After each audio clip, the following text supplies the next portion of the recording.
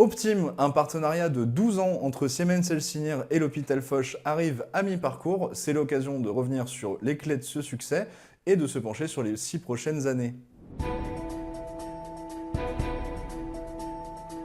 Avec le soutien de Remplax, l'application du remplacement médical. American Express accompagne les professionnels de l'imagerie médicale.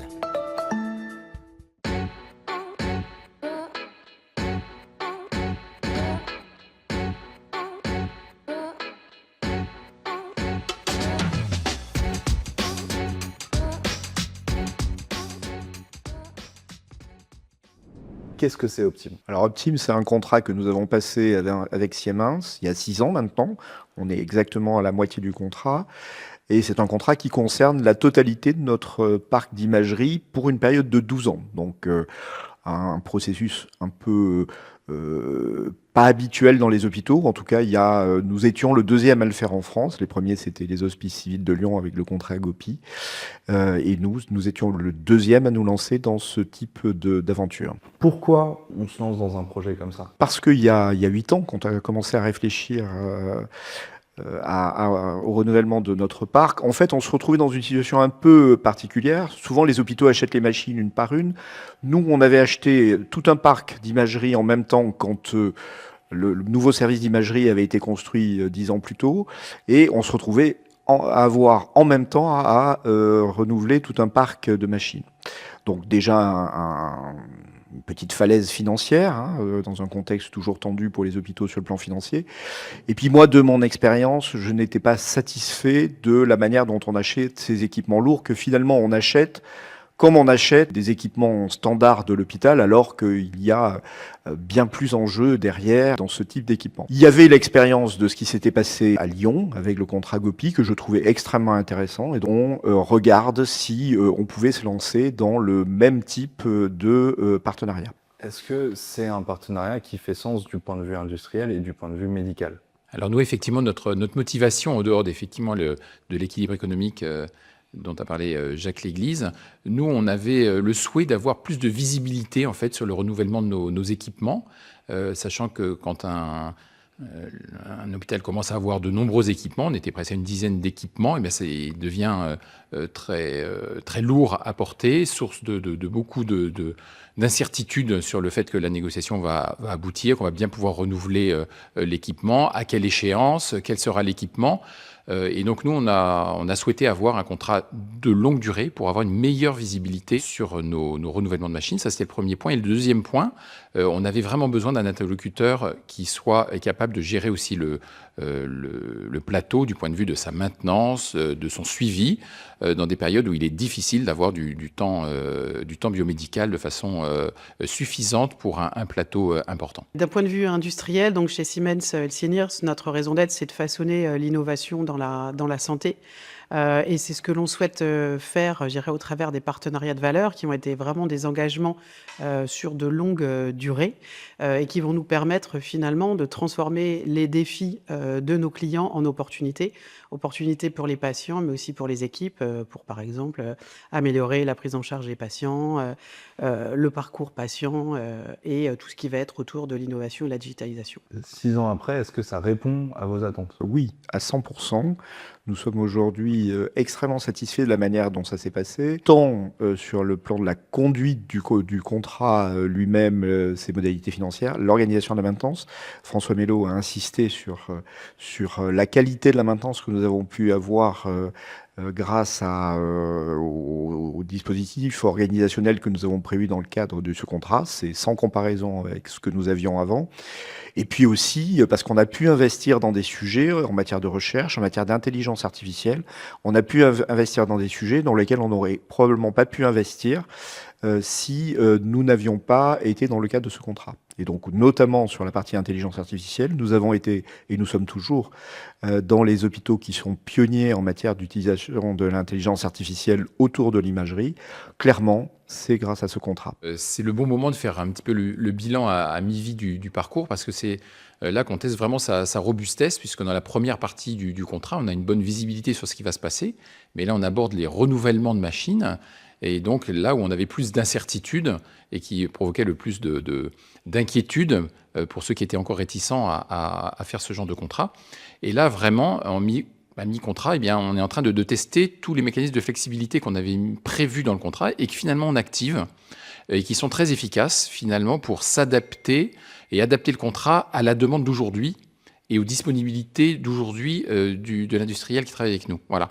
Et donc finalement, avec des échanges vraiment nourris, on arrive à recalibrer tout à fait notre besoin et à répondre parfaitement, et tout ça grâce au contrat. Donc oui, on est très très satisfait de la première partie du contrat, et on est très satisfait de cette deuxième partie qui s'amorce de façon très satisfaisante également. Et je pourrais aussi rajouter que effectivement, nous avons eu cette disponibilité biomédicale avec un responsable de site de chez Siemens qui est présent chez nous grosso modo à mi-temps et qui nous simplifie énormément l'existence, puisque nous n'avons qu'un seul interlocuteur et qui connaît très très bien le matériel et qui est capable d'intervenir très rapidement dessus, ou en tout cas de faire ce qu'il faut pour qu'on ait des taux de disponibilité de machines qui soient tout à fait supérieurs à celles qu'on aurait eues si on avait fait un contrat dans des conditions habituelles. On a un taux de disponibilité de machines qui est absolument excellent. Vous avez abordé 2 points sur lesquels j'aimerais revenir.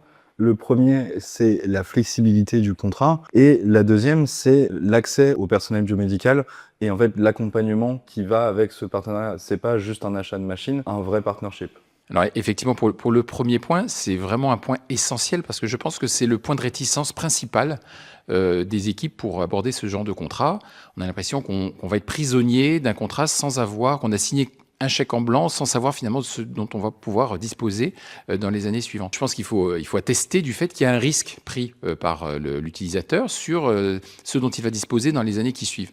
Mais justement, cette prise de risque se traduit en quelque sorte par des bénéfices qu'il va pouvoir demander en compensation de ce risque pris au constructeur. Et nous, ça nous a permis notamment d'avoir, par sécurité justement pour cette prise de risque, des gammes de machines suffisantes. On a pu augmenter soit les options qu'on pouvait avoir sur les machines, soit avoir plus de services de maintenance ou des exigences de disponibilité. Donc je pense que c'est vraiment cette incertitude sur le fait qu'on ne sait pas très bien ce qu'on va pouvoir acheter dans les années qui suivent.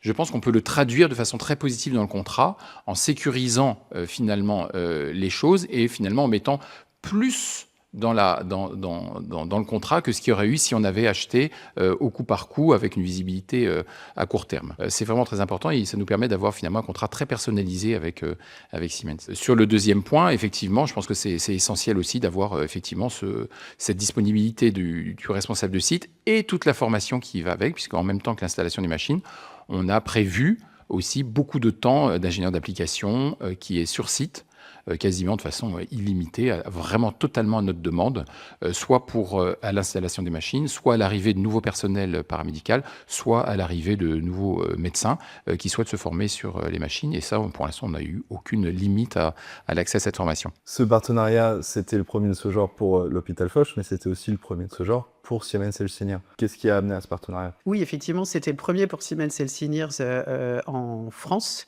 Donc il y a eu beaucoup d'engagement, je dirais, de nos équipes, et comme ça a pu être exprimé avant, on est vraiment sur de la co-construction sur ce type d'approche. Effectivement, il faut se donner le temps, se faire confiance, je dirais, et bien construire, je dirais, les différents éléments de ce partenariat.